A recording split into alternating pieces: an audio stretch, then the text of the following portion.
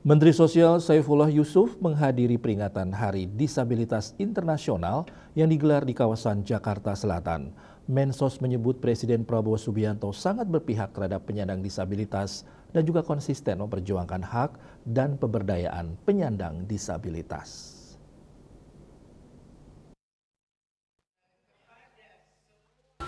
Menteri Sosial Saifullah Yusuf menyebut Presiden Prabowo Subianto memiliki kepedulian khusus terhadap kelompok rentan, termasuk penyandang disabilitas. Hal tersebut tercermin dalam Akta Cita Presiden dan Inpres 4 tahun 2025 tentang data tunggal sosial ekonomi nasional. Saifullah Yusuf kembali mengatakan, Indonesia tidak pernah memiliki data tunggal penyandang disabilitas sebelum adanya DTSEN. Data ini menampilkan potret penyandang disabilitas seluruh Indonesia dengan tingkat kehidupan dan ukuran yang sudah ditentukan. Sampai sekarang, hari ini, hari peringatan disabilitas internasional tahun 2025 yang ke-11 loh ya.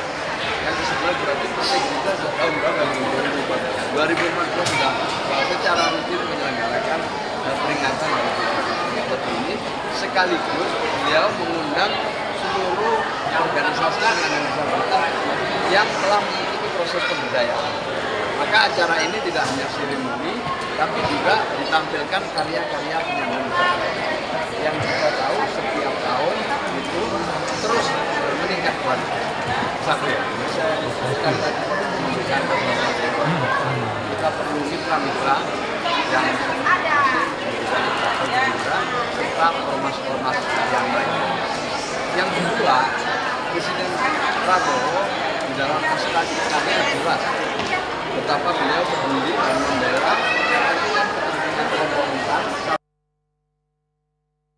Selain itu, Mensos juga menyoroti kemajuan implementasi Undang-Undang Penyandang Disabilitas, termasuk penyusunan peraturan pemerintah terkait konsesi dan insentif bagi penyandang disabilitas. Dari Jakarta, Julius Wahata dan Ketut Sumadiasa melaporkan.